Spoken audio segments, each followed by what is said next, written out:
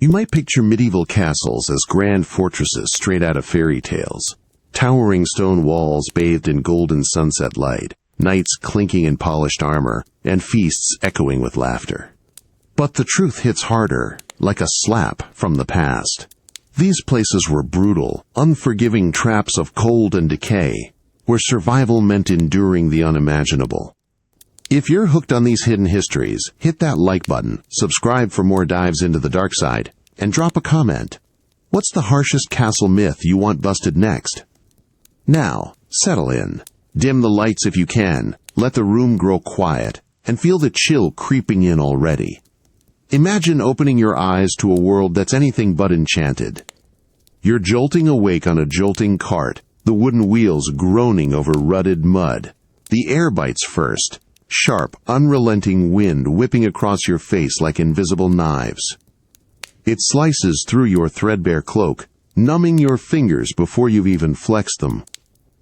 You huddle deeper into the straw at your feet, but it does nothing. The cold seeps into your bones, a deep ache that promises to settle there for good.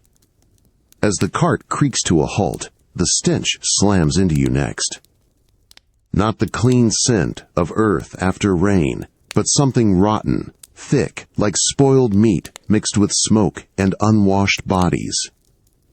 You wrinkle your nose, coughing into your sleeve, and peer through the gray dawn haze. The castle looms ahead, its massive gates yawning open like a maw.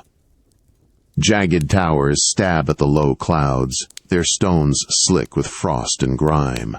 Guards in rusted chainmail stand watch, their breath fogging the air, faces etched with exhaustion. One shifts his weight, spitting into the muck, while another eyes your cart with a glare that feels like judgment. You stumble down, legs unsteady from the journey, boots sinking into the sludge. The wind howls louder here, rattling the iron portcullis as it grinds up. Closer now, the smells sharpen. Chamber pots emptied over the walls, mingling with the tang of horse sweat and burning peat from distant hearths. Your skin prickles under the assault, every gust tugging at your hood, exposing you to the raw bite. Whispers ripple from the shadows. Servants hauling water from a fetid well, their shoulders bowed, glances darting like they expect trouble. You push forward, drawn by the promise of shelter, but the unease coils in your gut. This isn't refuge. It's a threshold to something harsher. Hours blur as you cross the courtyard, the wind never relenting, the stench clinging like a second skin. Your hands tremble, fumbling at the heavy oak door of the great hall. Inside, the air hangs heavy, warmer but no less oppressive, drafts sneaking through cracks to nip at your heels.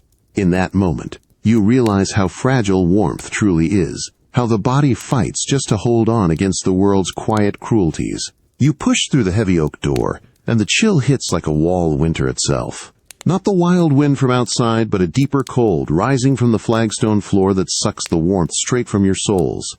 Your boots scrape against the uneven stones, slick with who knows what residue from spilled ale and tracked-in mud. You step forward, feeling the bite climb your legs, settling into your shins with a persistent throb. The great hall unfolds around you, vast and echoing, lit by sputtering torches that cast long, flickering shadows on the high-beamed ceiling. You draw a breath, but the air tastes stale, laced with the sour edge of damp stone and something sharper, unseen rot lurking in the corners. Tables stretch out, scarred and crowded, where servants and retainers huddle in clusters. Their cloaks hang limp, faces gaunt under the dim light, eyes flicking toward you with wary curiosity. One man, broad-shouldered and scarred, leans back from his bench, wiping his mouth with a grimy sleeve.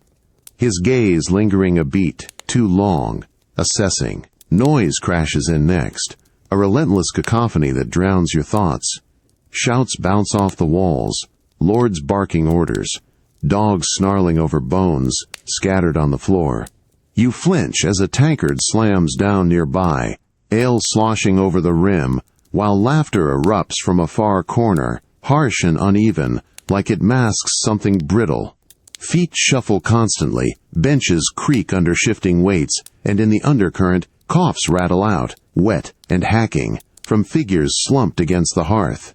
The fire crackles there, a meager blaze that throws heat in fits, but drafts snake through the hall, carrying whispers of illness on the air. You edge toward a bench, your fingers brushing the rough-hewn wood, numb from the stone's embrace.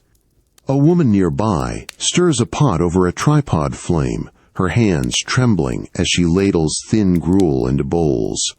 She glances up, her eyes hollow, then looks away quickly, as if sharing space invites risk. The sounds build, layering tension. A sudden argument flares, fists pounding table, voices rising in a tangle of suspicion. You sit, the cold seeping through your clothes, your body tensing against the onslaught. Every echo feels like a warning, every shadow a hint of plots weaving unseen. Amid the clamor, you press your palms to the table, seeking steadiness, but the stone beneath reminds you. Endurance here demands more than strength. It carves away at the spirit, one unrelenting note at a time. The aroma of roasting venison wafts toward you first, rich and savory, pulling at your empty stomach like a hook. You stand at the edge of the high table, tray balanced in your aching arms, the weight of loaves and flagons pressing down. But as you lean in to serve, your mouth waters only to sour. The meat, though glistening under the rushlight, carries a faint undernote of game left too long in the larder, wild and off. You move through the throng, feet numb on the rushes that crunch underfoot, strewn with gnawed bones from earlier meals. The Lord presides at the head, his fingers greasy as he tears into a haunch, juice dripping onto his velvet doublet. His eyes, sharp beneath heavy brows, scan the room, pausing on a rival knight who sits rigid, fork hovering mid-air, lips pressed thin, in barely concealed resentment. Servants like you dart between benches, dodging elbows that jab too close, faces flushed from the hearth's heat that battles the persistent drafts. Hunger gnaws deeper now, a hollow twist low in your belly, as you snatch a crust from a discarded platter when no one's looking. It crumbles dry on your tongue, tasting of wood smoke and neglect, barely enough to blunt the edge. Wine follows, poured from a dented ewer into goblets that clink like warnings. You sip yours in the shadows, the vintage stale, vinegary, coating your throat with a bitterness that lingers. Around you, retainers guzzle it down, their laughter booming too loud, cheeks ruddy, but you catch the tremors in their hands. The shake of a man hiding fever, the furtive glance of another toward the Lord's empty seat at times. Tension coils as the feast drags on. A lady fans herself with an embroidered cloth, her gaze sliding to the steward, who whispers urgently to a guard, both men freezing when the Lord's head turns. You refill a cup, spilling a drop that sizzles on the hot iron brazier nearby, the scent of scorched leather rising sharp. Your own stomach protests louder, the promised portions shrinking to scraps, doled out with grudging nods. Bodies press closer, the air thick with sweat and spilled sauce, every bite a reminder of scarcity, masked as bounty. You lean against a pillar, the rough stone grounding you, as the hall's clamor fades to a dull roar in your ears. In the end, feasting here reveals the body's quiet rebellion, how want sharpens the senses, turning indulgence into just another shadow of survival. The hearth's glow pulls you closer at first, its embers pulsing with a deceptive comfort that soothes your chilled skin for a fleeting moment.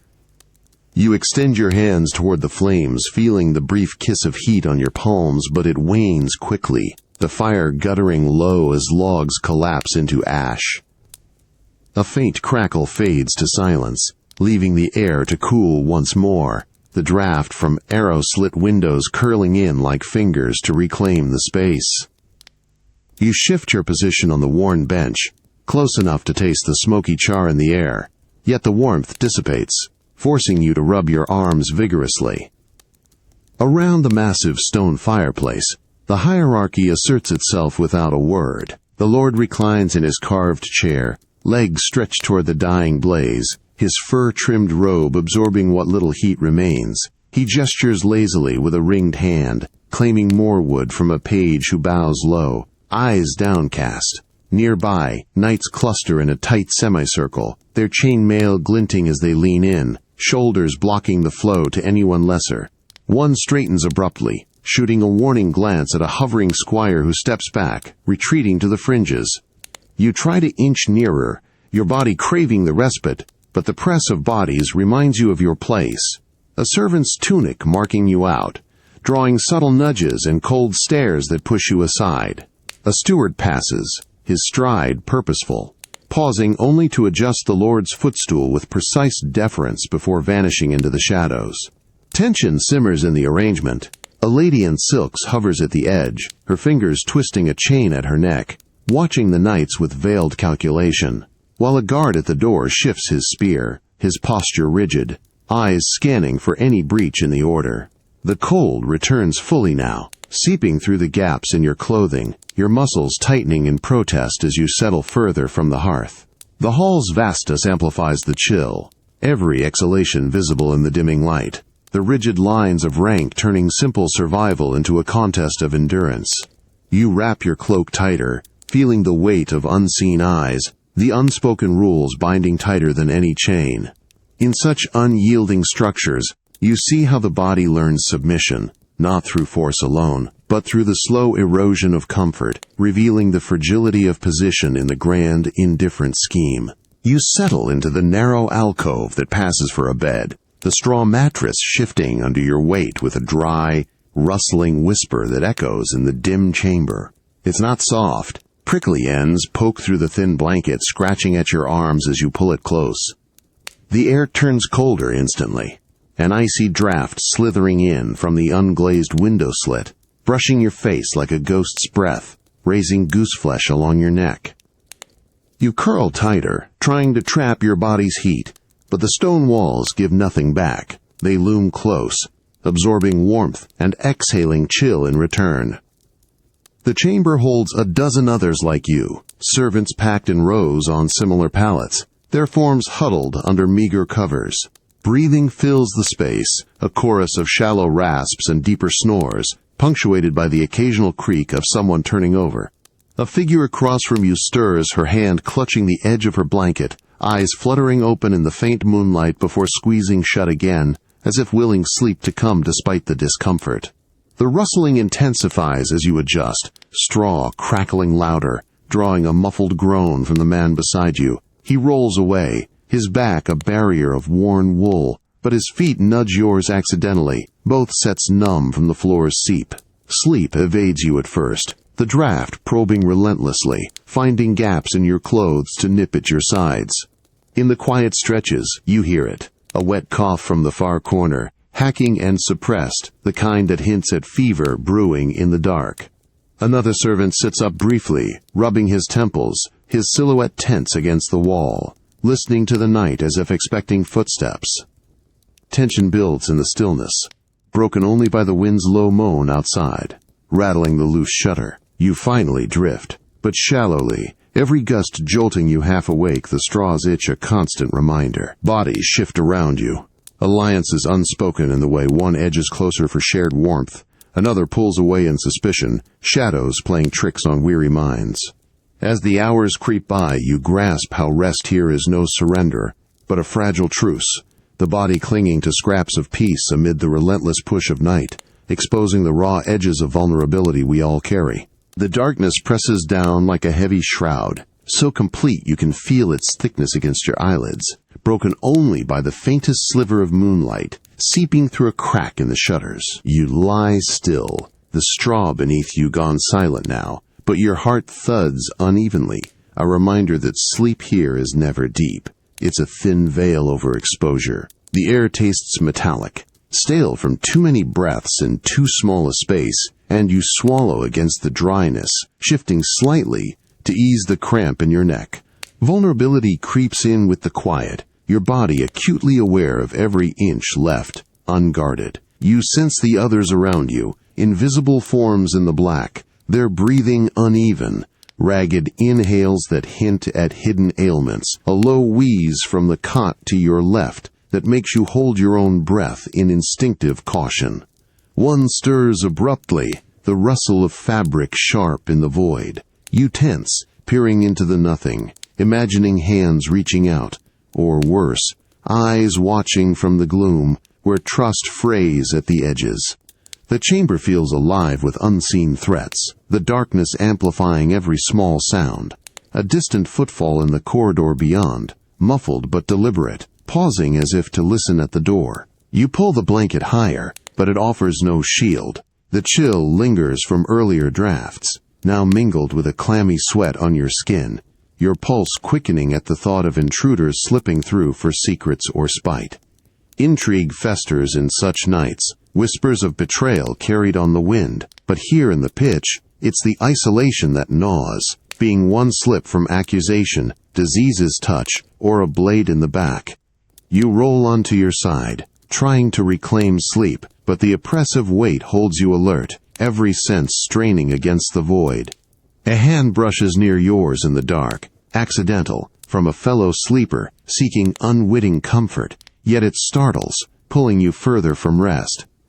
The night stretches, endless and intimate, forcing you to confront the fragility woven into every shadow. Through it all, you come to feel how darkness strips away illusions, leaving the mind to wrestle alone with its own guarded truths, a quiet battle where rest is the first casualty of the human need for safety. The wind hits you full force as you ascend the narrow spiral stairs, a relentless howl that tugs at your cloak and forces you to grip the icy stone wall for balance. Your fingers numb instantly against the rough-hewn blocks, their chill seeping through gloves worn thin from endless patrols. You emerge onto the battlements, the parapet walk stretching out under a slate-gray sky, merlons casting jagged shadows that do little to shield from the gale.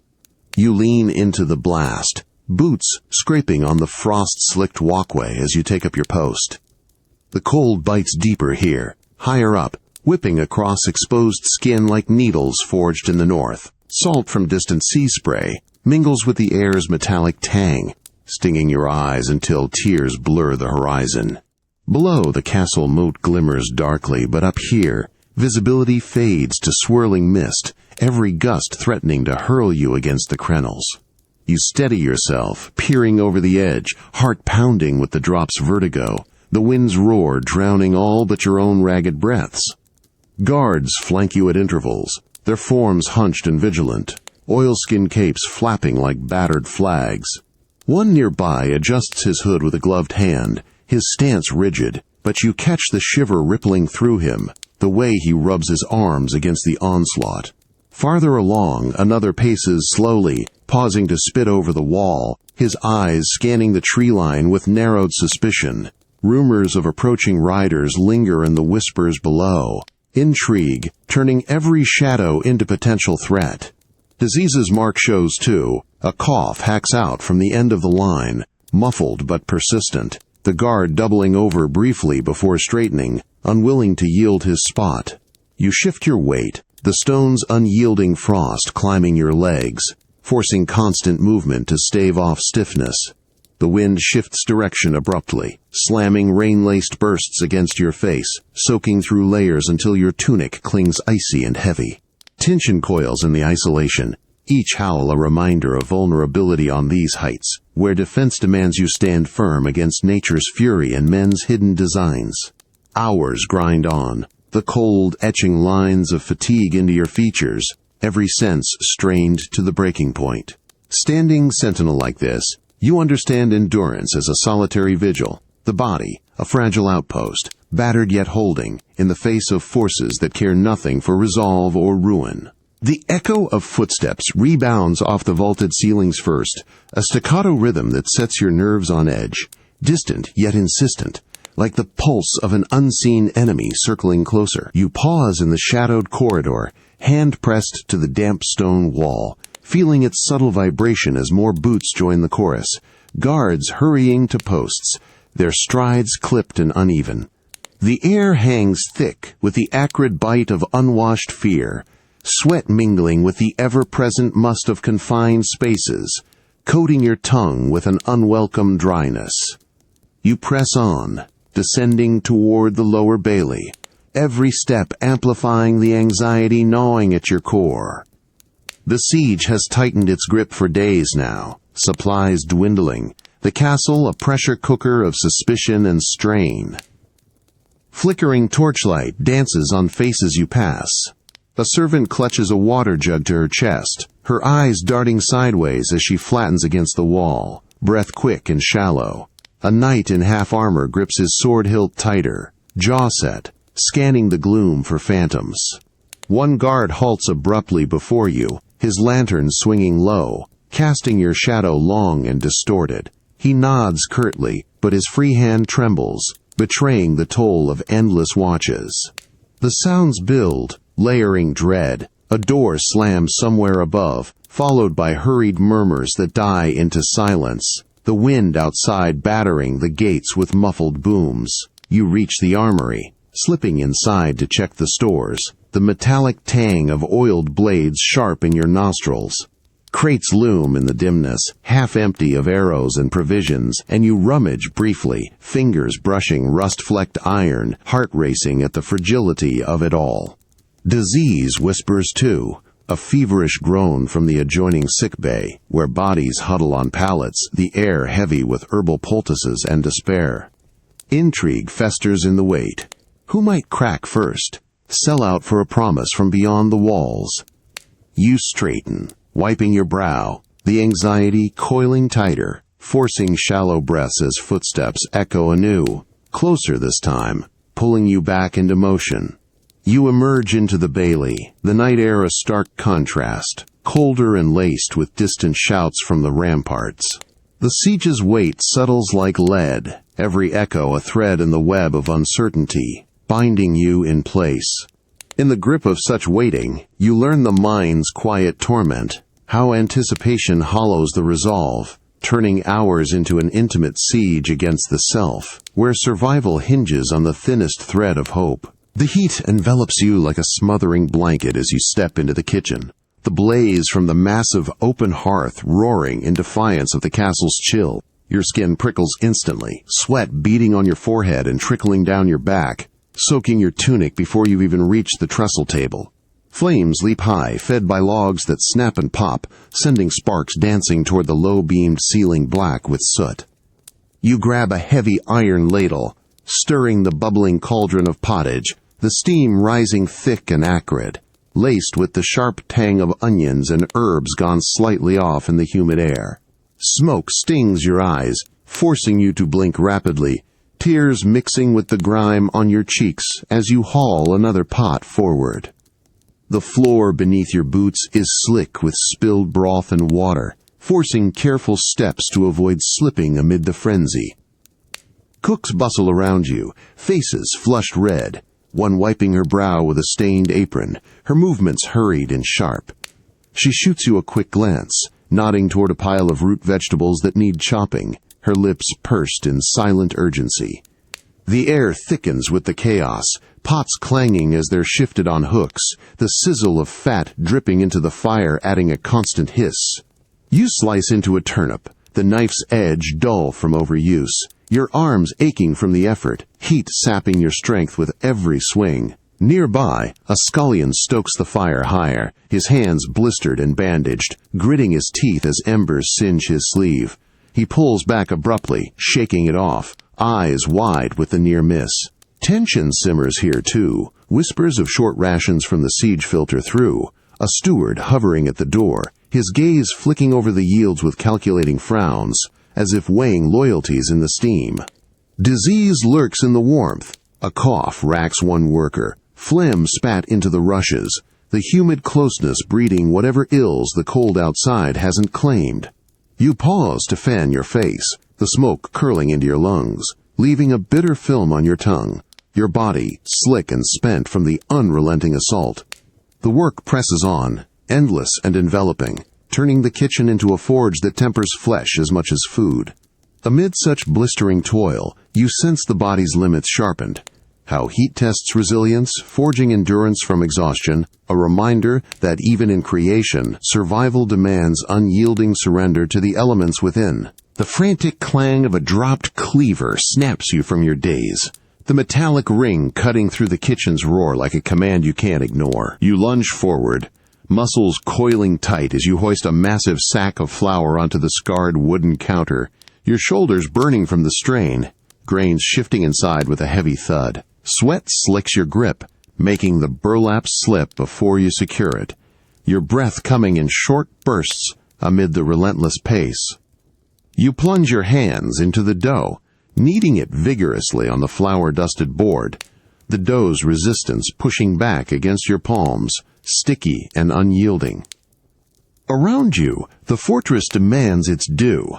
Cooks dart between stations, arms loaded with trays of loaves and joints, one slipping past you with a basin of eels, her elbow brushing yours in hurried apology, face set in grim focus.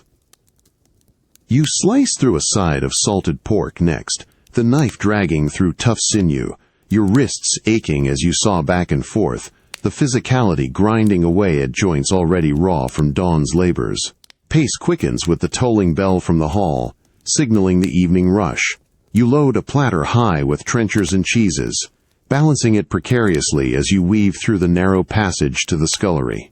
Feet pound the flagstones, bodies colliding in the squeeze. A porter grunts under a barrel of ale, veins bulging in his neck, while you steady a stumbling boy carrying kindling, his thin arms trembling, eyes wide with the fear of dropping it all.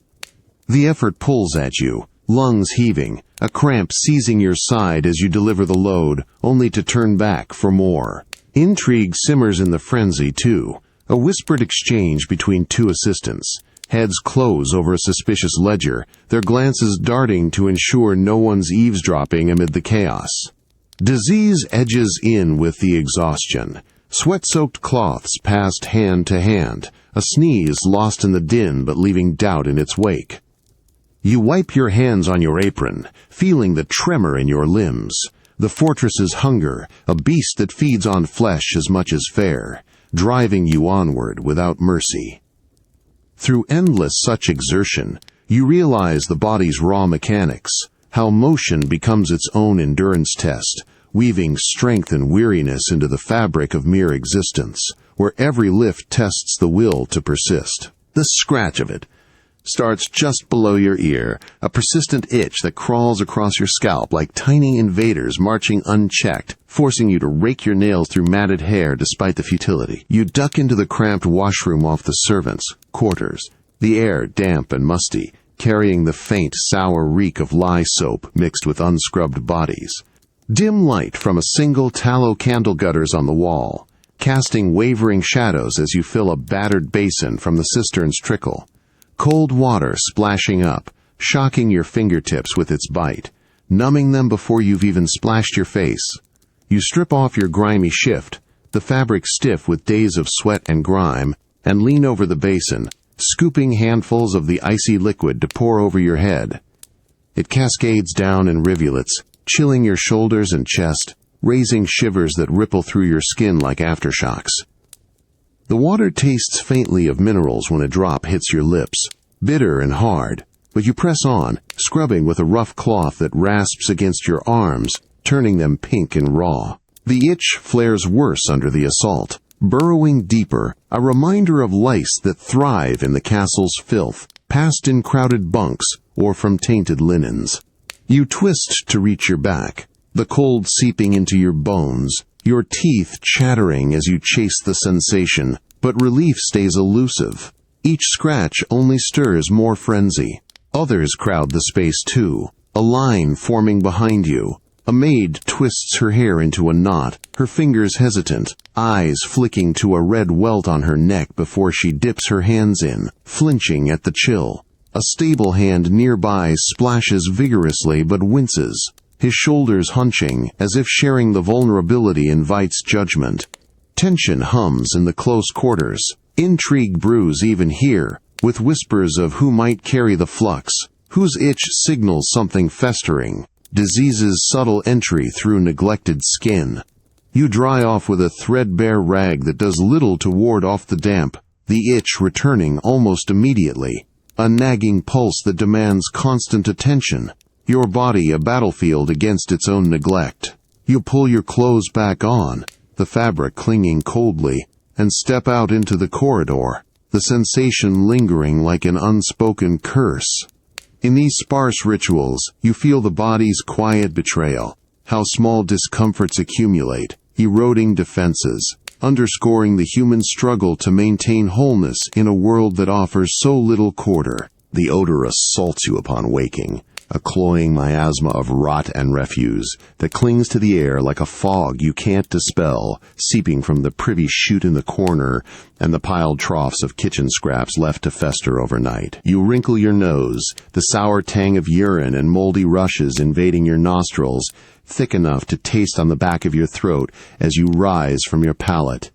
It's everywhere. Woven into the walls, the ever-present reminder of bodies and waste crammed into unyielding stone, breeding grounds for what stalks in the dark. You grab a bundle of dried herbs from the shelf, striking flint to light a rush wick, the flames sputtering to life with a faint hiss. Smoke billows as you wave the bundle, trying to chase the stench, but it battles back, curling around you in lazy spirals that sting your eyes and leave your lungs raw. Vermin stir in response. The sharp skitter of claws on the floorboards draws your gaze. A rat darts from the shadows, bold and sleek, its eyes glinting before it vanishes into a crack. You stomp toward it, boot thudding against the plank, heart quickening at the intrusion, but more follow, a nocturnal legion emboldened by the siege's shortages. Around you, others join the skirmish without a word. A chambermaid swats at fleas leaping from the straw, her hand slapping her leg with repeated smacks, face twisted in frustration. A porter sets a simple trap nearby, baiting it with cheese rind, his movements deliberate but edged with weariness, glancing over his shoulder as if the rodents carry secrets as deadly as their bites. The battle intensifies at dusk. A chorus of scuffles and squeaks erupts from the rafters, shadows twitching as you hurl a stone at one silhouette, missing but sending dust sifting down like fine rain.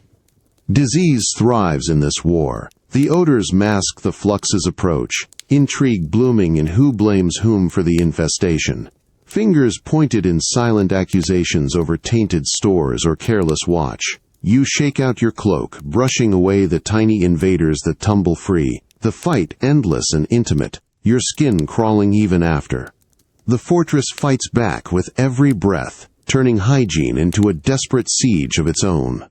In such constant skirmishes, you grasp the body's besieged state, how invasion wears down the spirit, one unrelenting scent and scurry at a time, highlighting our innate drive to reclaim space from the encroaching wild. The stench rises up to meet you like a wall, thick and nauseating, a putrid wave of human waste and stagnant water from the chute below, cloying the air so densely you gag before your foot even crosses the threshold. You push open the rickety door to the privy, a narrow closet jutting from the outer wall, the wood splintered and damp under your palm, and step inside, the odor wrapping around you, invading your lungs with every forced breath. It's relentless, laced with the sharp bite of ammonia that burns your eyes, making them water as you fumble for the iron latch to secure your privacy, such as it is. You straddle the wooden seat, a crude plank with a rough-hewn hole, feeling its instability immediately. The perch sways under your weight, creaking ominously as if it might give way at any moment, sending you plummeting into the void below. The drop yawns dark and endless, a sheer fall to the cesspit far beneath, where the sludge churns invisibly, its chill radiating up to numb your thighs despite the summer's faint warmth outside. You grip the sides, splinters pricking your fingers, your body tensing against the precarious balance, every shift of muscle amplifying the reed's protest, heart thudding with the vertigo of it all.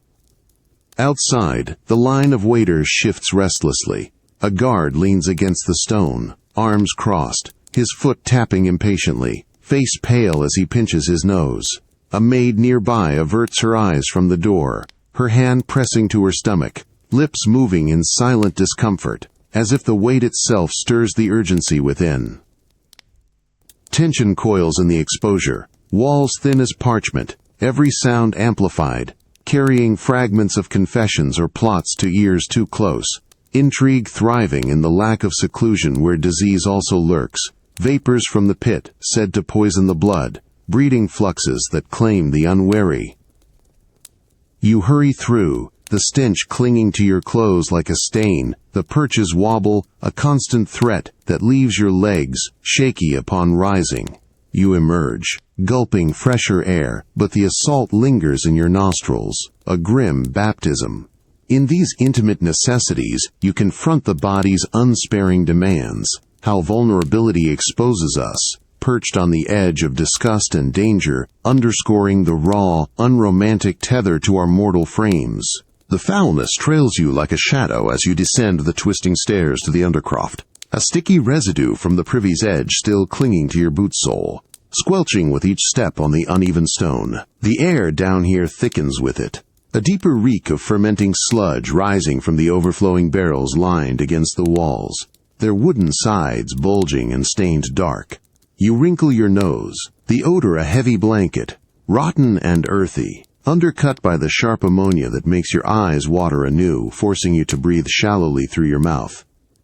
You shoulder a yoke with 2 sloshing pails attached, the crude reality hitting hard as the liquid inside shifts, warm and viscous against the iron sides, slopping over the rims to splatter your leggings with flecks that cool rapidly in the damp chill. Waste from the upper levels arrives in chutes, a constant drip-drip echoing in the gloom, and you position yourself beneath one, tilting the pail to catch the foul cascade, the splatter hitting the metal with wet plops that echo your revulsion. Your stomach churns, the crude task demanding you ignore the urge to retch, hands steadying the yoke despite the tremble in your arms from the weight. Others share the labor in the dim lantern light. A fellow hauler wipes his hands on a rag, grimacing as he hefts his own load, his shoulders sagging under the burden, glancing toward you with a shared look of weary resignation. A boy no older than 12 stirs a lime mixture in a trough, his face smeared with the powder, coughing as the dust mingles with the stench, eyes streaming but fixed on the task.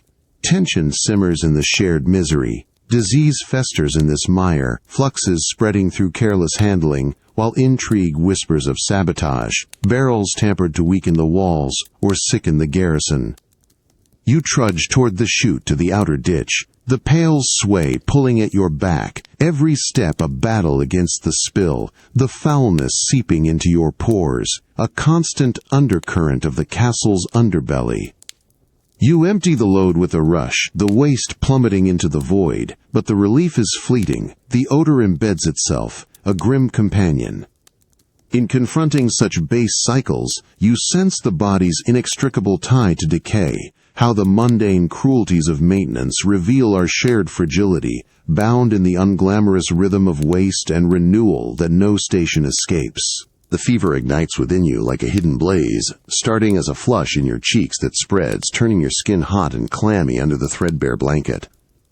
You lie on a low pallet in the infirmary alcove, the air heavy with the acrid smoke of burning sage meant to ward off miasma, its sharp resinous bite invading your nostrils and making each inhale a labored effort. Your head throbs, pounding in rhythm with your pulse, and you shift weakly, the rough wool scraping against your sweat-slicked arms, offering no relief from the internal fire that robs you of strength. You reach for the cup beside you, fingers trembling as you lift it to your lips. The remedy awaits, a murky decoction of willow bark and foul-tasting nightshade, its bitterness assaulting your tongue first, astringent and choking, forcing you to swallow in gulps to avoid the urge to spit. It coats your throat like tar, promising ease but delivering only nausea that twists your gut. The healer moves nearby, her hands steady as she grinds more herbs in a mortar. The pestles scrape a constant grind against stone, her face lined with focus. She glances your way, adding a pinch of something dark to another bowl, her eyes narrowing in assessment, weighing the balance between cure and the poisons that disease, or deliberate malice, might mimic.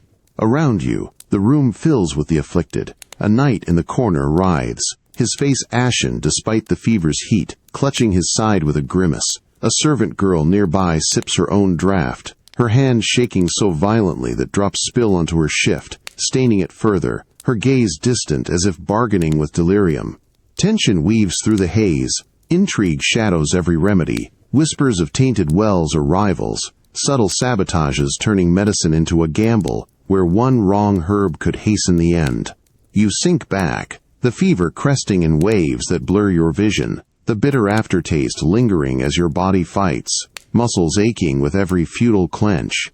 The draught takes hold slowly, dulling the edges but leaving the core smoldering, a testament to the primitive arsenal against invasion. In the grip of such affliction, you perceive the body's fierce autonomy, how pain forges a solitary forge, testing the spirit's mettle against the unpredictable tides of health and harm that define our fleeting hold on life. The reek of unwashed linens hits you hardest in the dim infirmary, a sour cocktail of sweat, vomit, and something deeper. Decaying flesh hidden under hasty bandages, wafting from the row of pallets crammed into the narrow chamber. You prop yourself up on one elbow, the thin straw mattress matted and damp beneath you, sticking to your side like a clammy hand, and rub your eyes against the haze of dust motes swirling in the single shaft of light from the high window. Flies buzz relentlessly, alighting on spilled chamber pots in the corner, their wings a constant drone that vibrates through the air, drawn to the open sores and soiled rags piled nearby. You reach for a rag to wipe your brow, but it's stiff with crusted remnants from previous uses, the fabric rough and tainted, forcing you to hesitate before pressing it to your fever-damp skin. The proximity presses in. The man on the pallet across from yours gasps unevenly, his chest rattling with each labored breath, face sunken and gray under a sheen of sweat. His hand twitches toward his throat, fingers clawing weakly as if grasping at the life slipping away. A woman beside him moans softly, her body curling in on itself, eyes glassy and unfocused, while the healer darts between them, her apron stained with dark splotches, wiping a brow here, adjusting a compress there, her movements hurried yet weary, glancing at you with a nod that carries unspoken warning. The unsanitary press amplifies everything. Shared cups passed hand to hand, water murky from the communal jug, and the constant shuffle of bare feet on floors slick with spilled remedies, or worse, carrying contagion from one bed to the next. Intrigue shadows the suffering. A guard lingers at the door, his eyes narrowing on the healer's pouches, suspicion etching his features as if every draft hides poison meant for rivals. Disease itself a weapon in the castle's veiled wars. You sink back, the air thick and oppressive, the buzz and gasps merging into a dirge that underscores your own fragility, every cough a potential echo of finality. In this close-quarters vigil, you feel the thin veil between vitality and void, how death's nearness humbles the body, stripping pretensions to reveal the collective pulse of endurance, fragile and fierce in the face of inevitable fade. The murmur reaches you first, a low hum, threading through the great hall like a secret slipping under doors, fragments of words caught on the edge of hearing, pulling your gaze from the flickering rushlight on the table. You sit in the corner alcove, nursing a tankard of small beer that tastes flat and warm, the wooden bench hard against your back, but it's the weight of eyes that settles heavier, the subtle turn of a head, a noblewoman's glance lingering too long across the room, her fingers pausing mid-gesture on her goblet, as if measuring your worth in that moment. You shift slightly, pretending to adjust your hood, but the tension coils in your chest, a prickling awareness that the castle's shadows hide more than drafts. Whispers circle closer.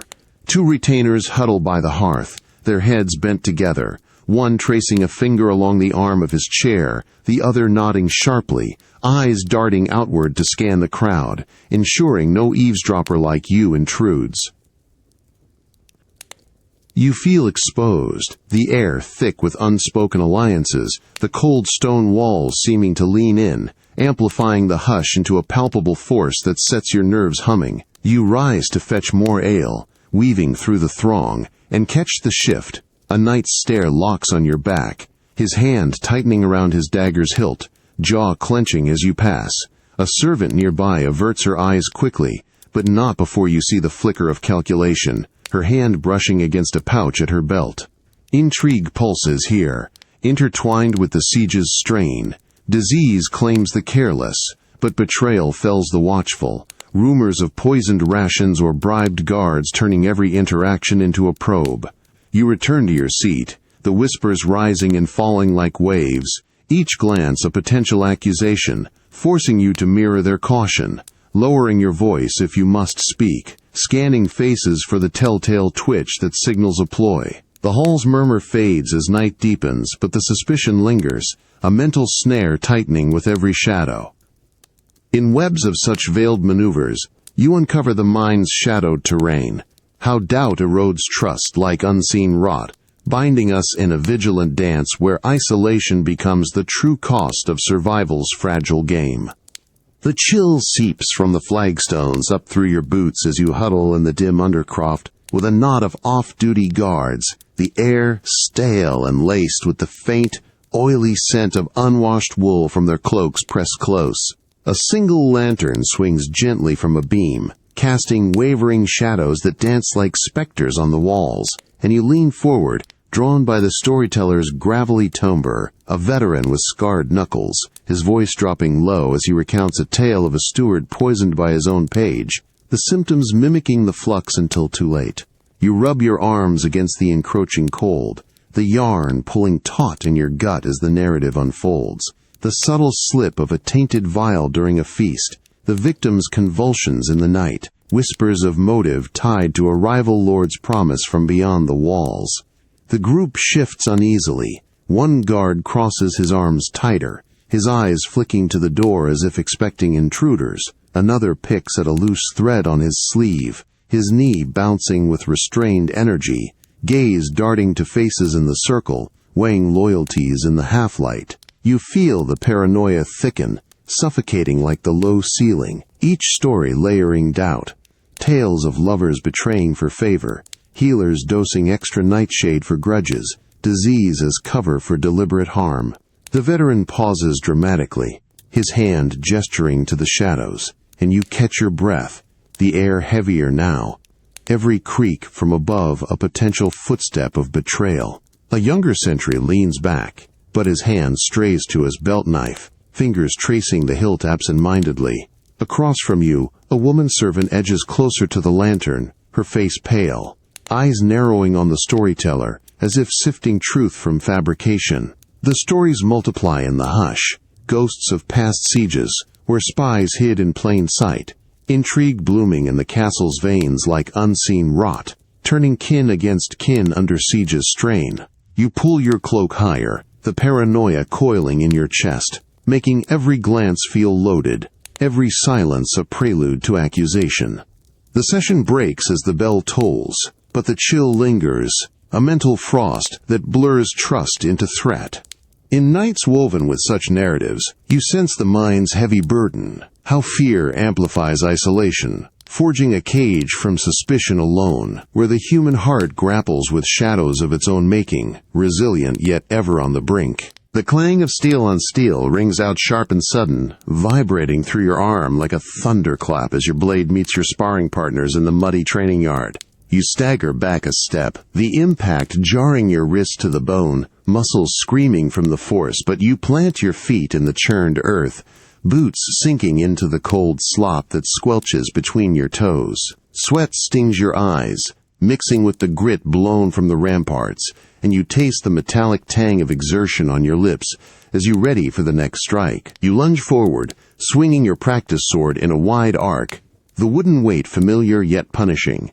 Each blow lands with a thud that echoes in your shoulders, the yard alive with similar clashes, grunts punctuating the air like drumbeats. Your opponent circles, a burly squire with a scarred shield, his eyes locked on yours, feinting left before driving in low. The shield bash catches your side, a bone-jarring thud that knocks the wind from you, ribs aching as you twist away, gasping. You counter with a thrust, but he parries, the rattle of mock combat drowning the distant shouts of the master-at-arms, who paces the perimeter, his stride deliberate, arms folded as he nods approval or shakes his head at a sloppy form.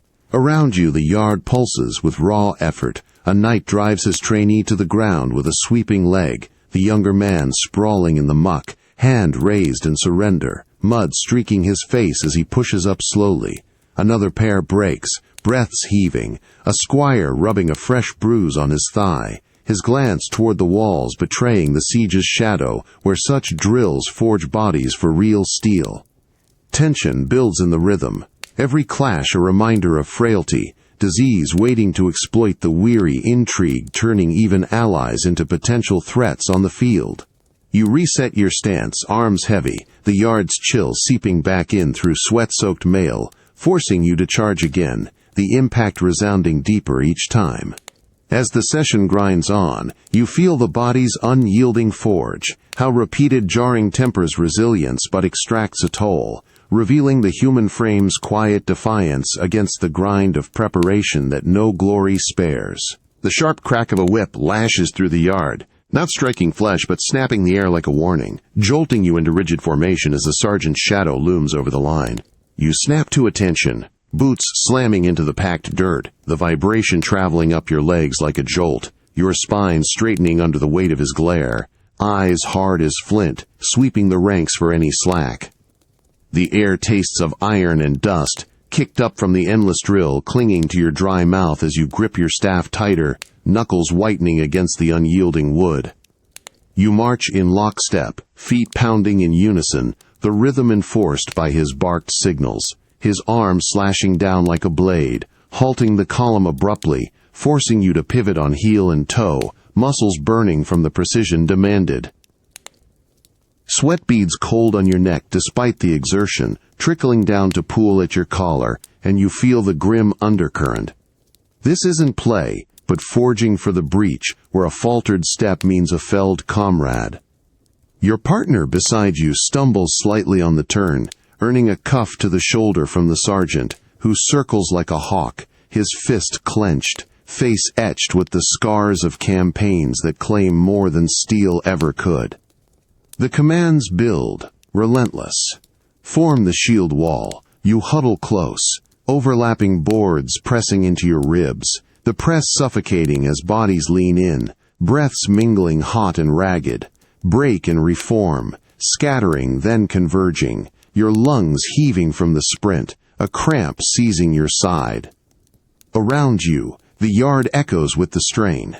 A squire winces as he raises his mock pike, his arm trembling from fatigue, eyes shadowed with the knowledge of sieges past, where such drills dissolve into screams. A veteran knight stands sentinel at the edge, arms crossed, his nod curt but approving, yet his gaze drifts to the walls, heavy with the tally of lives the war ledger demands.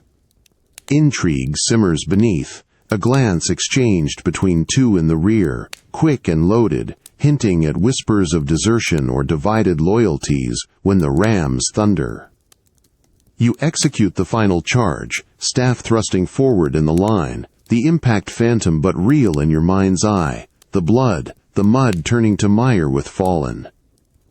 As the horn blows end, you drop your arms, body aching, the reality settling like lead.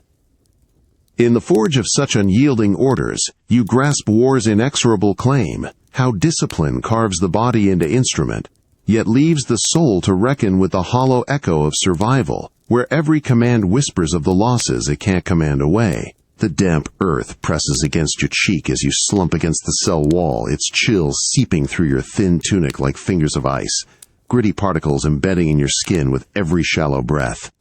You were dragged here hours or days ago, the descent a blur of torchlit stairs slick with moisture, the air growing thicker, fouler, heavy with the musk of rot and stagnant water pooling in unseen corners. Your hands, bound loosely with frayed rope, scrape against the uneven stone, feeling the slick moss that coats it, alive and yielding under your nails, a reminder that this pit thrives in neglect. You shift, chains rattling softly in the oppressive darkness, the sound swallowed by the void. No light penetrates beyond the faint, dying glow from the distant guard room, leaving you to navigate by touch alone. The blackness is total, a weight that crushes thought, forcing you to curl inward, knees drawn up on the cold floor that numbs your legs. Drips echo sporadically from the ceiling, plink-plink marking time in the solitude, each one amplifying the isolation, your mind racing to the intrigue that landed you here. A misplaced glance, a whispered suspicion during the siege, now festering into this void. Footsteps approach occasionally, heavy and measured, the guard's silhouette blocking the sliver of light at the iron grill. He pauses, lantern held low, his eyes glinting as he peers in, face impassive but posture alert, hand resting on his key ring before he moves on, leaving the dark to reclaim you. Nearby cells hold faint signs of life, a muffled cough from one, wet and ragged, hinting at disease's advance in the damp, a scrape from another, desperate fingers clawing at bars, the occupant huddling deeper when the guard passes, shadows twisting in shared dread. Tension coils eternal here, every drip a countdown, the darkness breeding paranoia where freedom feels like a forgotten tale, cold and disease allies to the intrigue's blade. You lean your forehead to the wall, the damp cooling the feverish pulse at your temples, the earth unyielding in its embrace. In depths such as these, you confront time's merciless stretch. How confinement unmakes the body, eroding resolve until the mind clings to fragments of light, bearing witness to the human capacity for endurance amid the unlit trials that strip us bare. The cold stone leaches warmth from your back as you press against it, a relentless slab that numbs your spine inch by inch, forcing you to slide down until your haunches meet the floor, the impact sending a dull ache through your hips. In the pitch black, every sensation sharpens. The rustle starts then, faint at first, like dry leaves in a forgotten corner, growing bolder as tiny claws skitter across the straw-strewn ground, circling closer to your huddled form. You freeze, breath held, the sound weaving into your thoughts, amplifying the isolation until you swear you feel whiskers brush your ankle, a phantom tickle that jerks your leg away. You lash out blindly, fist thudding into the unyielding wall, the jar reverberating up your arm, but the rustling scatters only to regroup. A chorus now from multiple directions, the rats emboldened by your weakness, their bodies bumping against the bars with insistent nudges. The psychological weight bears down heavier than the stone. Hours stretch into eternity here, your mind fracturing under the siege of silence broken only by those infernal scuttles, replaying the betrayal that consigned you. A lord's sidelong glance during council, a servant's averted eyes that sealed your fate, intrigue's noose tightening in whispers you never heard. Doubt creeps in, twisting memories. Did you imagine the poison in the steward's cup, or was it your own misstep that invited the guards? From the adjacent cell, a low scrape responds, a prisoner's fingers clawing at the partition, desperate rhythm that mirrors your pulse, his form invisible but presence felt in the shared tremor of chains. Another coughs raggedly from deeper in, the wet hack echoing like accusation, disease's breath mingling with the rodent's threat, turning the dungeon into a living tomb where minds unravel thread by thread. You curl tighter, the cold invading your core, rats resuming their patrol, each rustle a needle pricking sanity, forcing you to whisper counts to anchor yourself against the void's pull. The torment endures, unceasing, the stone's chill a constant anchor to your fraying edges. In such abyssal confines, you encounter the mind's profound solitude, how isolation amplifies inner tempests, testing the spirit's tether to reason, where endurance becomes a silent vow against the creeping unraveling that reveals our deepest frailties. The scratch of coarse wool drags across your bare skin first, rough fibers pulling like tiny barbs as you tug the undertunic over your head, the fabric stiff from the lye wash and unyielding against chapped arms. You wince, smoothing it down with calloused palms, but the itch settles immediately, a persistent prickle that worsens with every movement, amplified by the morning's chill seeping through the thin stone chamber. Layers come next, the hose, tight and binding at the knees, squeezing your calves as you roll them up, the wool blend heavy and damp from the laundry's shadows, clinging like a second, unwelcome skin. You cinch the belt at your waist, the leather strap digging into your hips, restricting your breath just enough to remind you of its purpose, to hold the layers firm against the drafts that whistle through arrow slits. The outer kirtle follows, broader weave but no less abrasive, its hem brushing your ankles in a way that catches on every stride, forcing shorter steps in the narrow corridors. You test your range, lifting an arm to reach a hook, but the seams pull taut across your shoulders, limiting the swing, a constant tug that fatigues before the day's labor even starts. In the servants' hall, others mirror the ritual. A maid adjusts her coif, fingers fumbling at the linen edges that chafe her neck, her face twisting briefly before she straightens. A porter shifts his gambeson, the padded wool bulky and sweat-trapping, his broad frame hunched as if bearing an extra yoke, eyes scanning the room with wary caution. The fabrics betray the castle's toll. Wool harbors the lice that itch deeper by night. Layers trap the heat of fever or the sweat of suspicion, turning attire into armor against cold and unseen foes, where a loose fold might hide a dagger's glint in intrigue's game. You step out, the garments rustling with each motion, a symphony of restraint that binds body to station, every rub a whisper of endurance. Amid such unyielding wraps, you sense the flesh's quiet protest, how clothing, meant for shield, becomes confinement, etching the human form's resilience against the slow wear of necessity, where freedom hides in the folds we cannot escape. The faded crimson of the Lord's tabard catches your eye first as you mend a tear in your own drab smock by the hearth's dim glow, the dye leached to a sickly pink from endless washings and sun-faded hangs. Threads unraveling at the cuffs like secrets slipping free. You run your fingers over the wool, feeling the once vibrant weave now thin and brittle, the colors muting a marker of your station. Servants in undyed browns and grays, while nobles retain scraps of true scarlet, their garments a map of privilege stitched into every seam. The air carries the faint, musty scent of stored linens from the wardrobe room, but it's the visual hierarchy that presses, dividing the hall into visible strata. You stand to adjust your coif, the linen stiff and yellowed, pulling tight across your forehead, and notice the tailor across the way, his hands deft as he bastes a velvet doublet for the steward, the fabric's deep blue holding its hue like guarded wealth, unmarred by labor's grime. He glances up, his eyes appraising your patch job with a subtle tilt of his head, fingers pausing mid-stitch as if weighing the gap between your faded garb and the finery in his lap. A lady passes nearby, her gown's embroidered edges whispering against the rushes, the gold thread glinting even in the low light. She lifts her hem slightly, avoiding the mud your boots track, her posture straightening as a guard in rusted mail eyes her. His own surcoat mottled and threadbare, a silent tension in the way he straightens his shoulders, claiming what little authority his uniform affords. The strata enforce themselves in every detail. The blacksmith's apron, soot-blackened and rigid, marks his toil below yours, while the chamberlain's hose, with their subtle stripes still vivid, elevates him in the chain.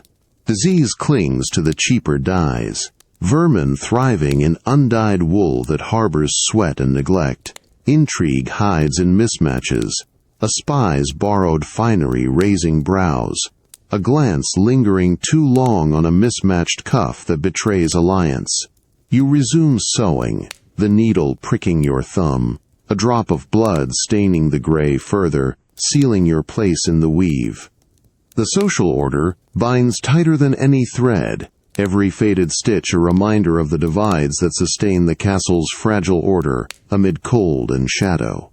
In such visible bindings, you sense the human divide's quiet persistence, how fabric etches status into flesh, mirroring the soul's layered resistances, where equality dreams in the warp, but frays under the weight of inherited seams. The ache settles into your small hands first, a deep burn from gripping the rough, bristled brush as you scrub the flagstone floor on hands and knees, the soapy water cold and gritty against your palms, seeping through the knees of your threadbare hose. Dawnlight filters dimly through the high windows of the scullery, turning the steam from the cauldron into hazy veils, and you lean forward, muscles straining in your 9-year-old frame, chasing every last speck of yesterday's grime under the heavy oak table.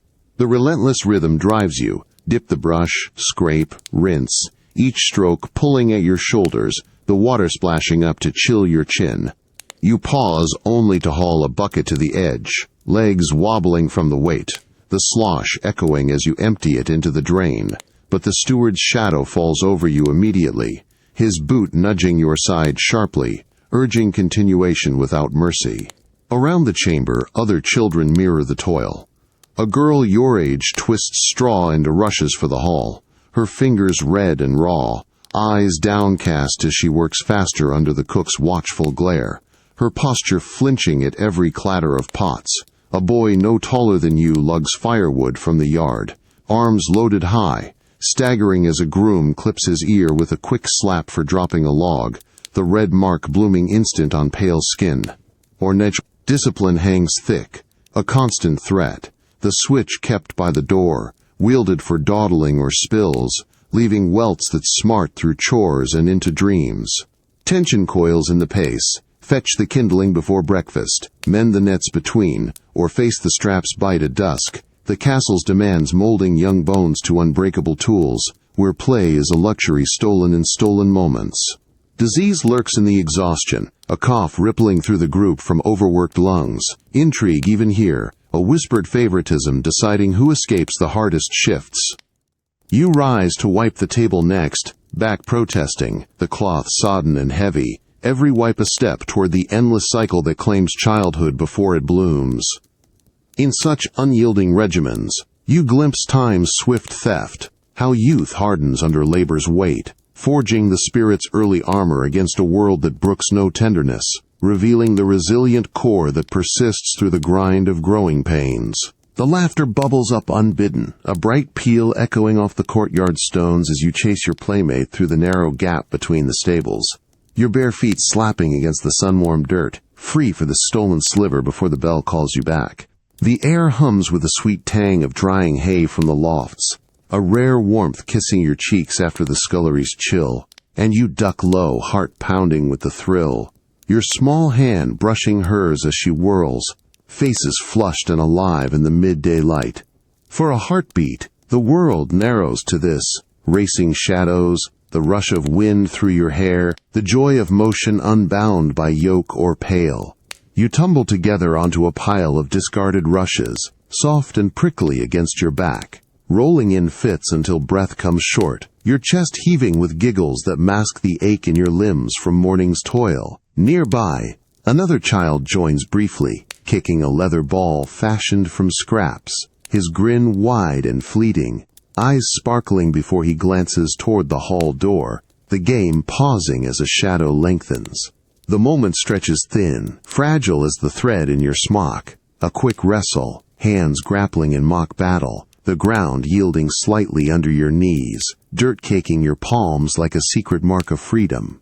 But the steward's whistle pierces sharp, slicing the play like a blade, and you scramble up, brushing off the rushes as he strides across the yard, his finger crooking you all toward the kitchens, face stern under his hood.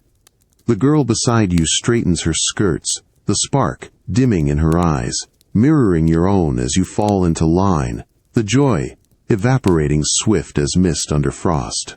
A feverish cough from the stable boy halts him mid-step, his hand to his mouth, casting a wary glance at the group, disease's shadow claiming even these breaths, while the adult's gaze lingers, suspicious, as if innocence itself breeds plots in idle hands. You trudge back, the yard's warmth fading to the familiar grind, the bell tolling your return to the unending wheel.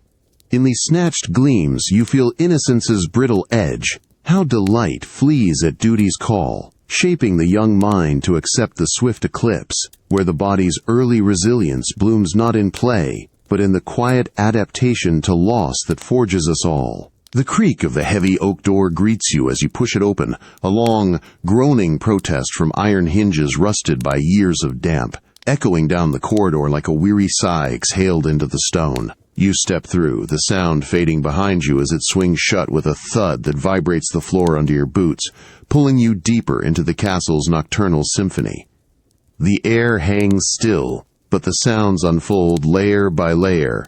The distant bleating of sheep in the outer bailey, muffled through the walls, a plaintive call that cuts the silence, reminding you of the flocks huddled against the night's chill, their woolly forms shifting in restless pens. You pause in the shadowed hall, ears straining to the rhythm. A rhythmic clang from the armory far below, hammers on anvil striking late to mend a blade, each blow sharp and insistent, building tension like a heartbeat quickening before battle. Footsteps shuffle overhead, soft and hurried. Servants on night rounds, their souls scuffing rushes, pausing when a cough rattles out, wet and hacking from a sick chamber, the disease's grip echoing through vents like a warning carried on breath. You move on, hand trailing the cold wall, and a low murmur rises from the great hall ahead. Voices blending in hushed tones, a guard shifting his weight with a jangle of mail, his silhouette freezing mid-step as your own footfall joins the chorus, eyes narrowing in the dim torchlight toward the unknown intruder. The bleating swells again, closer now from a nearby window slit, the animals, distress amplified by the siege's hush outside, where wind howls faintly against the battlements, whipping banners that flap like ghosts. Intrigue stirs in the quiet lulls, a door creaking ajar in the steward's quarters, the soft scrape of parchment unrolled, pausing as footsteps approach, the occupant drawing back into shadow, gaze alert. You edge past, the sounds weaving around you, a tapestry of vigilance and vulnerability, every creak a potential alert, every bleat a plea against the encroaching dark. The castle breathes through its noises, alive and unyielding, forcing you to attune to its pulse or be lost within. In this auditory veil, you feel the night's subtle dominion, how sounds bridge isolation to the collective strain, etching the mind's wariness against the unseen, where endurance tunes the ear to the fragile harmonies of survival that bind us in quiet discord. The rhythmic hammer strikes pull you toward the forge, a steady clang clang clang rising from the lower bailey like the heartbeat of the castle itself, each blow vibrating through the stone under your feet, urging you down the worn steps. You descend, the air growing thicker with the sharp tang of hot metal and charred coal, sweat beading on your brow as the rhythm synchronizes with your pulse, drawing you into the human symphony unfolding in the yard. The blacksmith pauses mid-swing, wiping his soot-streaked face with a forearm, his eyes meeting yours briefly, nodding once, a silent acknowledgement of the shared grind. Before he resumes, the hammer falling true on glowing iron, sparks flying like fleeting stars. You weave through the clamor, the labor's chorus building, a saw's rasping whine from the carpenter's shed, teeth biting wood in relentless strokes, the worker's arms flexing with each pull, his shoulders hunched against the chill dawn wind. Bellows wheeze nearby, pumping air into the forge fire with a deep whoosh that fuels the hammer's tempo. A pair of apprentices cranking in unison, their faces flushed, one glancing up to adjust the other's grip with a quick. Voices layer in, grunts from the masons hauling stone blocks, the scrape of sledges dragging across gravel, a low hum of chants to keep pace as they stack reinforcements against the siege's threat. A laundress stirs vats with a long paddle, the slosh and splash syncing with the rhythm, her hands red from lye, pausing to cough into her sleeve, the sound muffled but ominous, disease threading through the melody like a discordant note. Tension hums in the harmony. Intrigue flickers in a guard's sharp whistle to halt a cart, his hand signaling the driver to reroute, eyes scanning for sabotage in the supplies. The hammer falls harder now, forging arrowheads for the walls, every strike a verse in the castle's defense, bodies moving as one instrument, tired, resilient, unbroken. You join the flow, gripping a lever to help winch rope, your muscles joining the beat, the symphony enveloping you in its unceasing drive. In this orchestrated toil, you sense labor's binding force, how the body's cadence weaves us into the greater strain, marking time not in hours but in echoes of effort, where the human will pulses on, defiant against the silences that wait beyond the walls. The cold stone bites into your knees as you kneel on the chapel's unforgiving floor, the chill radiating up through your hose like a seep from the earth itself, forcing you to shift weight from one side to the other, joints protesting in the quiet. You clasp your hands before the wooden crucifix, fingers numbing against each other, the flickering light from the iron sconces dancing shadows across the vaulted nave, where tapers gutter low, casting faces in half-light, pale, drawn, etched by the castle's toll. The air tastes faintly of incense, sharp and resinous, curling from a thurible swung by the acolyte, its smoke veiling the gloom but clinging to your throat like a reminder of sins unabsolved. The solemn chants rise then, a low Gregorian drone from the monks in their stalls, voices weaving in Latin cadence that fills the space, pulling you deeper into the pew, the rhythm steady and unhurried, each note holding against the stone's echo. You lean forward, the wooden kneeler digging into your shins, and follow the line of light to the altar, where the priest elevates the host, his robe swaying slightly, a faint cough breaking the chant from a worshipper nearby. Wet and suppressed, disease's whisper threading through the piety like an unwelcome thread. Tension simmers in the reverence. A noblewoman in the front row crosses herself twice, her eyes flicking sideways to a rival knight, his posture rigid, hand lingering near his belt, as if the prayer's mask plots. A servant beside you traces the sign furtively, gaze down but alert to the murmurs rippling from the side aisles. The light shifts as another candle sputters, illuminating frescoes of saints on the walls, their faces serene amid trials, contrasting the bowed heads around you. Servants huddling for warmth in the draught from the arched door, a guard at the rear straightening his mail with a quiet clink, eyes scanning the congregation for dissent. The chants swell to a crescendo, vibrating in your chest, then fade to hush, leaving the stones cold to reclaim the space, every flicker a momentary grace against the encroaching dark outside. You rise slowly, knees throbbing, joining the procession toward the door, the solemnity clinging like the incense, a brief anchor in the castle's storm. In such hallowed pauses, you sense faith's quiet anchor, how the body's discomfort yields to ritual's hold, easing the mind's burdens in fleeting unity, where the human spirit seeks solace amid the relentless press of survival's colder truths. The weight settles on your chest like an unseen yoke as you linger in the chapel's alcove after the chants fade, the stone beneath you still leaching cold into your thighs. But now it's the soul's heaviness that pins you, sins unspoken, piling higher with each breath, the air thick with the fading incense that clings to your lungs like accusation. You stare at the shadowed crucifix, its carved thorns seeming to lean forward in the dying candlelight, flickering erratically as wax drips onto the altar with soft plips, each one a tick of judgment, echoing your buried guilts. The pilfered crust during famine, the glance away from a rival's fall, whispers that fed the intrigue brewing in the halls.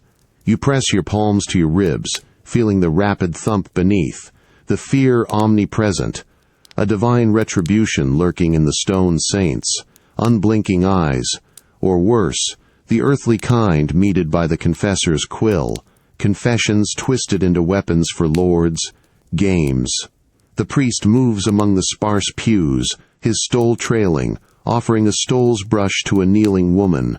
She shudders, head bowed deep, fingers twisting her rosary beads until knuckles whiten, her body trembling, as if the weight mirrors yours, retribution's shadow lengthening across the nave. A knight in the rear corner crosses himself hastily, his armored hand lingering over his heart, eyes darting to the door where guards stand vigilant, their postures taut, as if sin's fear infects even the armed, disease or dagger poised to strike the unworthy. The cold draughts stir the taper flames, casting elongated shadows that slither across the floor like tendrils of consequence, pulling you to genuflect deeper, knees grinding against the worn slab, the omnipresent dread coiling tighter, cold's bite paling against the soul's frost, where every creak of settling stone whispers of falls from grace, intrigue's blade sharpened by heavenly oversight.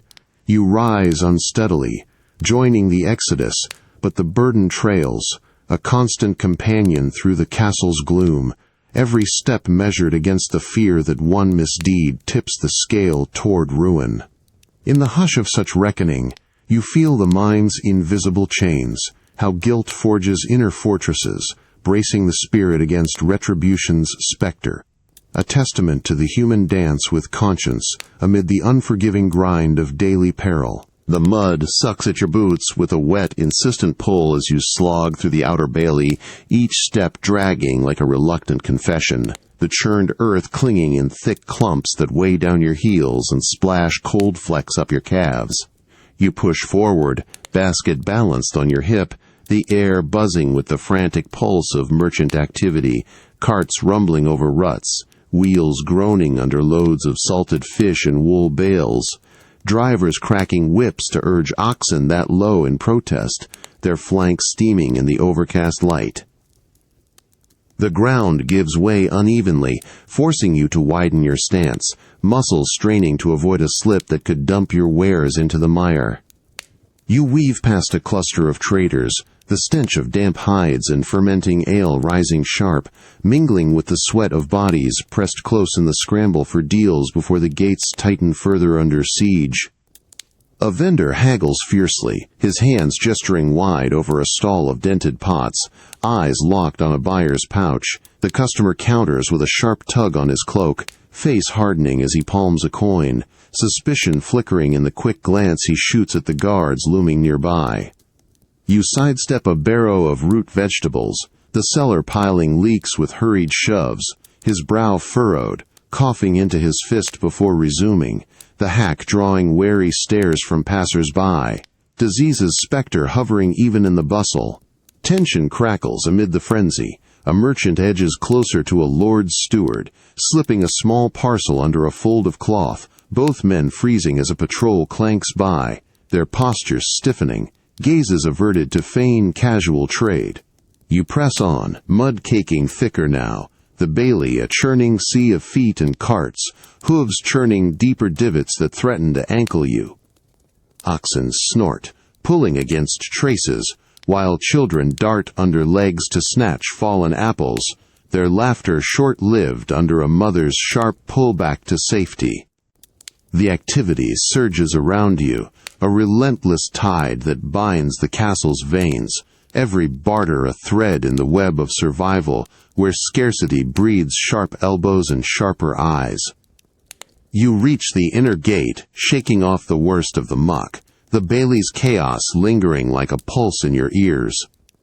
In the rush of such teeming grounds, you sense the body's adaptive grit, how the flesh navigates the literal and figurative slop, forging paths through frenzy, a quiet nod to the human knack for pushing on amid the unrelenting churn of necessity. The babble of haggling voices crashes over you like a wave as you shoulder through the throng in the outer bailey, the cacophony sharp and unrelenting, shouts overlapping in a frantic polyglot of tongues, prices rising and falling with each thrust of a hand. You clutch your pouch tighter, the leather warm from your grip but the air around you biting cold, nipping at exposed wrists as elbows jostle you from all sides, pulling you deeper into the press.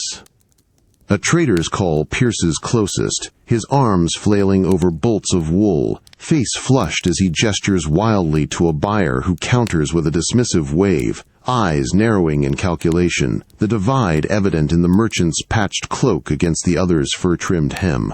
You edge past, boots slipping on the mud-caked cobbles, the constant negotiation grinding on. A fishmonger weighs his catch with a thumb on the scale, his customer leaning in close, finger stabbing the air to protest, both men pausing as a cough rattles from the vendor's chest, wet and phlegmy, drawing back a step, diseases chill threading through the warmth of profit, faces tightening in wary distance. The social strata carve the chaos, servants like you haggle low, scraping for a loaf or thread at the fringes, while nobles on horseback survey from the bailey's edge, their attendants pushing through with haughty shoves, gloved hands dismissing the press without a glance, the walls, shadow falling heavier on the lowly. You squeeze toward a stall of spices, the seller's eyes lighting on your coin, but he hesitates, glancing past you to a rival trader who mirrors the look, intrigue flickering in the subtle nod exchanged over heads, barters laced with alliances or threats where a wrong deal could mean the rack. Tension builds in the tide. A cart blocks your path, the driver haggling fiercely with a guard, his fist pounding the edge as the soldier's hand rests on his sword, posture unyielding, the crowd eddying around them like water parting for stone. You detour, pouch lighter after your own exchange, the voices fading slightly but never ceasing, a relentless underscore to the divide that funnels wealth upward, leaving the mud and mists for the rest. The Bailey pulses with it all, a microcosm of the castle's unyielding order, every shout a brick in the social rampart. In the din of such ceaseless exchange, you grasp the body's place in the hierarchy, how exertion in the throng wears at the frame, mirroring the mind's quiet tally of imbalances, where resilience emerges from the daily press of inequality that no silver eases. The bland gruel hits your tongue first, a thick, gray sludge barely warmed over the hearth, its watery oats clumping under your spoon like half-hearted promises, tasting of smoke and faint earth with no savor to lift the monotony. You sit at the long trestle in the servants' hall, wooden bowl balanced on your knee, the trencher beneath it soggy and cold, dripping onto your lap as you stir slowly, trying to coax some warmth into the mush. Salted meats follow, hacked from the communal side of pork hanging nearby, the slices tough and brined to sharpness. Each chew draws out the salt's burn, drying your mouth further, leaving a gritty residue that begs for ale you know is watered thin. You tear off a piece, chewing methodically, the fibers resisting your teeth, while around you the hall fills with the scrape of benches and clatter of spoons, bodies leaning in close over meager portions. A fellow servant beside you gnaws his own strip, his jaw working slowly, eyes flicking to the overseer's table, where finer cuts gleam under candlelight, his hand pausing mid-bite, as if weighing the risk of reaching for more. Tension simmers in the rationing. A cough erupts from the end of the bench, the man doubling over his bowl, flecks landing in the gruel untouched, drawing sidelong stares that linger too long, disease's taint turning every shared meal into a gamble, forks hovering in hesitation. You swallow hard, the salt lingering like doubt, and sip the ale from a shared jack, its faint bitterness cutting the blandness but carrying the warmth of others' breaths. Intrigue brews even here. A guard at the door eyes the platters, his posture shifting as a kitchen boy plates an extra for the steward, the subtle exchange of nods sealing favoritism amid scarcity. You push your bowl away half empty, the gruel settling heavy in your gut, a dull weight that promises neither strength nor solace, just endurance against the hollow gnaw, returning too soon. The meat's salt dries your lips, cracked from the cold, every bite a reminder of the castle's lean mercy. In sustaining on such sparse fare, you feel the body's uncomplaining toll, how flavor's absence sharpens hunger's edge, mirroring the mind's resolve to persist through the daily denial that tempers us against deeper wants, where nourishment feeds not just flesh, but the quiet will to carry on. The tang of brine stings your nostrils as you plunge your arms into the massive oak barrel, the salt crystals rough against your skin, embedding in your cuticles as you pack them tighter around slabs of pork, the meat's fatty texture yielding under pressure. You work in the dim larder, cold air hanging heavy like a fog, seeping from the stone walls and numbing your fingers until they ache with each hurried fold of linen wrapping. The elaborate dance of preservation unfolds around you, smokehouse cures hanging overhead, their hams dripping faint, acrid fat onto the floor, the faint sizzle from the distant fire pit where fish dry over peat, turning leathery against the siege's endless delay. You haul a side of beef to the salting table, legs straining under the weight, the cold chain from the hook biting into your palms as you lower it, knife slicing through sinew with deliberate strokes, exposing flesh to the rubbing salt that clouds the air like fine dust. Nearby, a cook layers herring in crocks, her hands swift but trembling, packing herbs between fillets to ward off rot. her eyes darting to the shrinking stores visible through the open ledger. Barrels half full, grains dwindling, the constant threat of famine etched in every careful measure. A steward inspects, his gloved finger prodding a wheel of cheese, face tightening as he signals for more wax seal, but pauses when a servant coughs nearby, the hack deep and rattling, drawing back a step, disease's shadow turning preservation into peril, where tainted batches could fell the weak. Tension coils in the routine. Intrigue whispers in the locked spices, a key turned by the head cook with a furtive glance your way, as if portion skimps hide bribes for the walls, defenders. You rinse your hands in the icy trough, the water shocking your skin numb, salt crystals dissolving into a gritty paste that clings despite scrubbing, the labor endless to stave off the hollow that famine promises. Cures stack higher, but the shelves mock the effort, empty corners looming like accusations, every preserved bite a fragile ward against starvation's gnaw. In the meticulous guard against want, you feel the body's vigilant siege, how hands toil to defy decay, echoing the mind's unyielding watch against collapse, where resistance hardens not just provisions, but the core that endures the creeping specter of emptiness we all fear. The twang of a lute string cuts through the smoky haze first, harsh and off-key, vibrating against your eardrums as you squeeze onto a crowded bench in the great hall, the air thick with the sour reek of unwashed bodies and spilled ale that soaks the rushes under your feet, sticky and cold seeping through your boots. You lean forward, elbows jostling neighbors, the crude music swelling from the corner minstrels, fiddles scraping in rough harmony, a drum's thump irregular like a faltering heart, the players, fingers calloused and quick, faces alive with the cheap thrill of performance amid the siege's gloom. You tap your foot to the rhythm, the wooden floor slick beneath, but the bawdy tales pull harder. The storyteller, a grizzled wanderer with a pipe between his teeth, gestures wildly with scarred hands, enacting a miller's wife outwitting a lord in ways that draw hoots and slaps on knees from the retainers packed close. His eyes flash mischief, voice gravelly as he mimes the chase, the audience shifting. A servant beside you chuckles low, wiping his mouth on his sleeve, but falters with a cough that silences him briefly, hand to chest, drawing uneasy glances that linger. A knight in the front row leans back, arms crossed, his laugh booming but gaze sharp on the minstrel, as if sifting for seditious jests that could twist into intrigue's web. The music surges again, lute and pipe chasing the tale's end, bodies swaying in the press, ale sloshing from tankards passed hand to hand, foam bitter on your lips when you sip, cutting the hall's chill that drafts through cracks despite the hearth's sputter.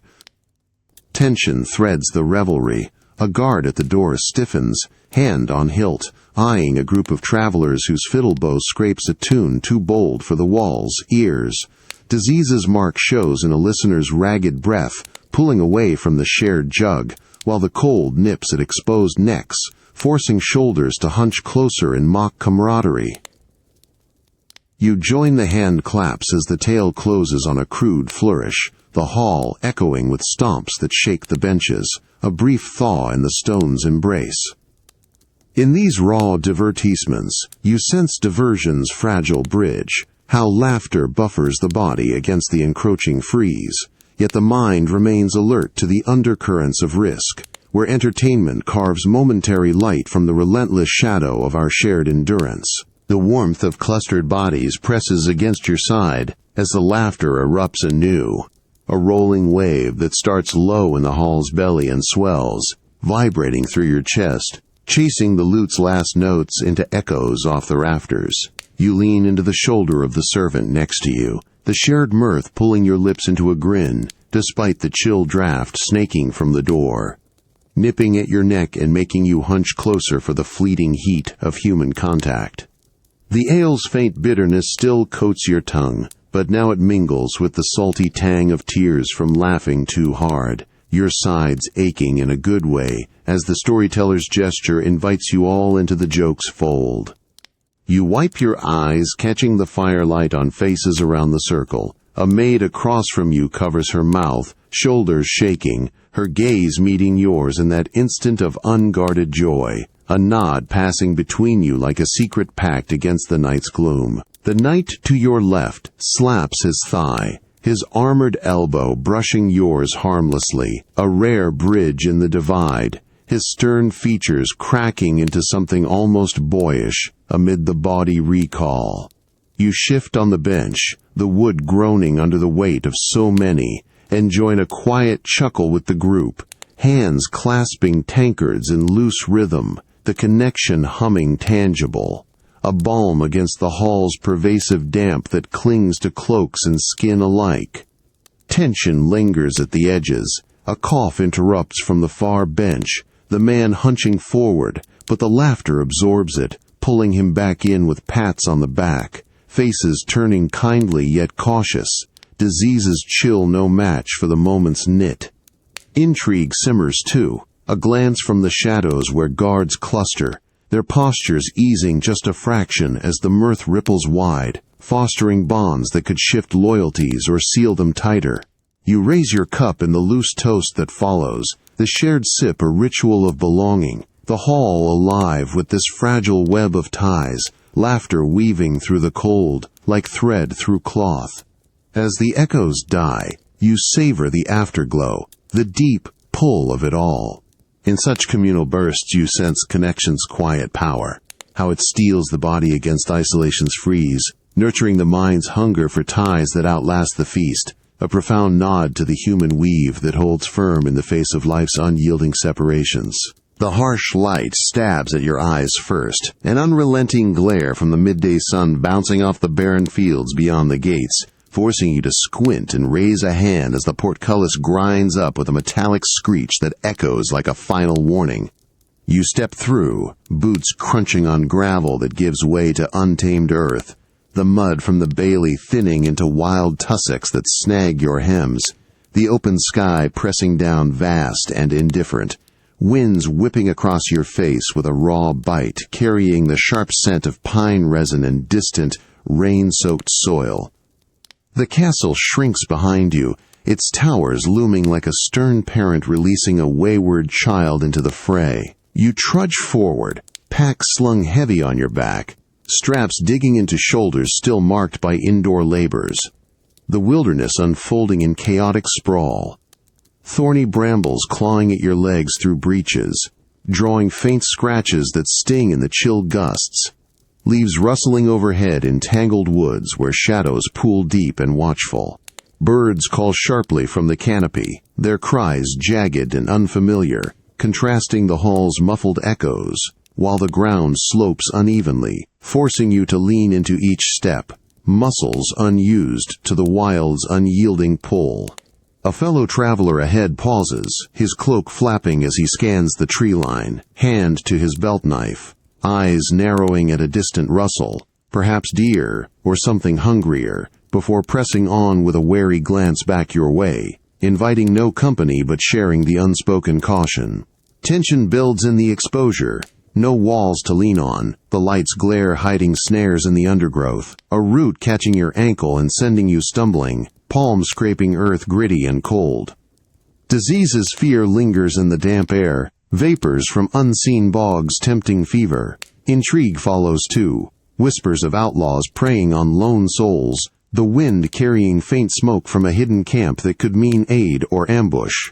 You steady your breath, pushing through a thicket where thorns tear at your sleeve, the wilderness demanding your full measure, untamed and vast, stripping the castle's illusions to reveal its own brutal indifference. In this abrupt expulsion to the wild, you sense freedom's double edge, how the body's freedoms expand the perils, honing the mind's vigilance in open spaces, a stark reminder of the human thread stretched thin between shelter's cage and the world's unbridled claim. The wind's relentless howl tugs at your cloak as dusk falls, whipping across the open moorlands where the castle's silhouette fades to a distant smudge against the horizon, leaving you starkly alone in the gathering gloom. You pull the hood tighter, the coarse wool scratching your neck, but the chill finds every gap, numbing your ears and fingers until they throb with a raw bite of exposure. No walls to block the gusts, no hearth to warm chilled bones. The ground shifts underfoot from packed earth to spongy heath, sucking at your boots with each laborious step, forcing you to yank free, muscles burning from the uneven terrain that hides snares in the heather. You scan the tree line ahead, heart quickening at a twig's snap, the sound amplified in the vastness, your hand drifting to the knife at your belt, grip slick with nervous sweat. Vulnerability presses in like the darkening sky. Out here, no guards to hail, no bolted doors to bar the shadows slinking through the underbrush, perhaps wolves drawn by the scent of your meager provisions, or worse, outlaws whose footsteps you imagine circling closer. A lone traveler crosses your path, his cart creaking under a load of furs. He nods curtly but keeps distance, eyes flicking to your pack with guarded calculation, wheeling wider as if weighing theft against survival, his posture tense until the trail bends and swallows him. The cold deepens as night creeps, your breath fogging in the air, a reminder of disease's opportunistic grasp. Fevers tremble in your limbs from the day's exertions, or the flux that claims wanderers without shelter. Intrigue haunts even this isolation. Whispers from the castle gates echo in your mind, tales of spies fleeing judgment, now prey to the wild's impartial cruelty. You press on, longing swelling like the ache in your chest, for the stone's unyielding embrace, the hall's muffled clamor, security's illusion that now gleams in memory like lost gold. The stars emerge cold and indifferent, the wilderness stretching endless, each gust a plea for the walls. Return. In this exposed trek, you feel security's profound pull, how the body's frailties amplify the soul's yearning for bounds, forging a deeper resistance in the heart's quiet turn toward the familiar confines that, harsh as they are, cradle our fragile need for enclosure against the world's vast, unforgiving reach. The persistent cold clings to your bones like an old scar, a dull ache that flares with every draft whispering through the castle's cracks, even as you huddle by the dying embers in the deserted hall, the flames, feeble warmth mocking the stone's unyielding grip. You wrap your cloak tighter, fingers numb and trembling as you stir the ash, the chill radiating from the floor up through your legs, settling deep in joints worn from years of labor, a legacy that no fire can fully banish. The air carries a faint, stale mustiness, mingled with the ghost of peat smoke long faded, but it's the echoes that haunt now. Distant coughs rattling through the empty corridors, not from the living but memory's remnants, the wet hacks of those who bent but never broke, their forms blurred in the dim light filtering through boarded windows. You rise slowly, pacing the length of the chamber, boots echoing on flagstones polished smooth by countless feet, each step stirring shadows that dance like forgotten souls. The disease's mark lingers in the silence, a pallet in the corner stained and abandoned, where fevers claimed the weak, their labored breaths still seeming to wheeze from the walls. You pause, hand trailing the rough timber, feeling the grain etched with generations. Toil, the persistent cold amplifying the void, left by plagues that swept through without mercy. A figure appears at the threshold, a descendant perhaps, wrapped in heavier wool, their eyes wide as they trace the arches, shivering despite the bundle of furs, hand pressing to their chest as if warding off an inherited frailty. Tension weaves through the quiet, intrigue's old webs, etched in faded tapestries depicting fallen lords, now dust motes in the sunbeams. Diseases echo a reminder of betrayals hastened by weakness, the cold, a constant sentinel that outlasts stone. You move to the window slit, peering at the ruins beyond, the wilderness reclaiming what time spared, but the chill inside endures, body and legacy intertwined in unbreaking hold. In this echoed expanse, you sense time's indelible print, how the flesh bears the past's burdens, the mind nursing shadows of affliction, a quiet testament to the human lineage's tenacity, forged in the forge of unrelenting trials that echo long after the hearths grow cold. The faint echo of a long-gone cough lingers in your memory as you stand at the edge of the ruined bailey, the stone walls crumbling under ivy's patient siege, their chill now muffled by centuries of earth and moss pressing against your boots. You kneel, fingers tracing the weathered mortar, smooth from time's erosion, the touch cool but not the bone-deep freeze your ancestors endured, a subtle warmth from the sun filtering through the canopy above, a luxury they chased in flickering hearthlight. The air holds a clean crispness, free of the stale reek that once choked these halls, carrying instead the fresh loam of overgrown gardens where weeds bloom unchecked, a quiet triumph over the barren plots they tilled with bloodied hands. You rise, wandering the overgrown paths, the ground yielding soft underfoot, no longer the unyielding flagstone that bruised feet weary from endless shifts. A bird's trill breaks the hush, unthreatened by falcon or plague, its song clear and sustained, contrasting the muffled moans of fevered nights that once haunted these stones. You pause at a toppled arch, seeing in its fall the enduring spirit, families who mended tools by lamplight, shared tales to fend off despair, their resolve etched into the very ruin that stands, weathered but witness to survival's thread. A descendant passes nearby, phone in hand capturing the scene, their stride light in modern boots, face lit with quiet awe, nodding to you as they adjust their scarf, a simple barrier against autumn's nip that would have been unimaginable then.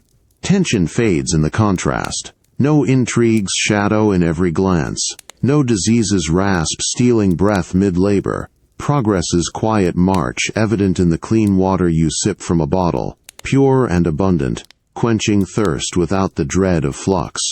The castle's legacy hums beneath, a foundation for the world beyond, where cold yields to comfort, spirits unbroken forging ahead. You linger, feeling the pull of that ancient tenacity, the profound shift from grit to grace. In this layered time, you grasp the spirit's timeless flame, how bodies once bowed to harsh whims now stand taller in progress's light, the mind cherishing the path from endurance's forge to the ease that honors it, a deep nod to humanity's unquenchable drive to rise above the shadows that once defined us.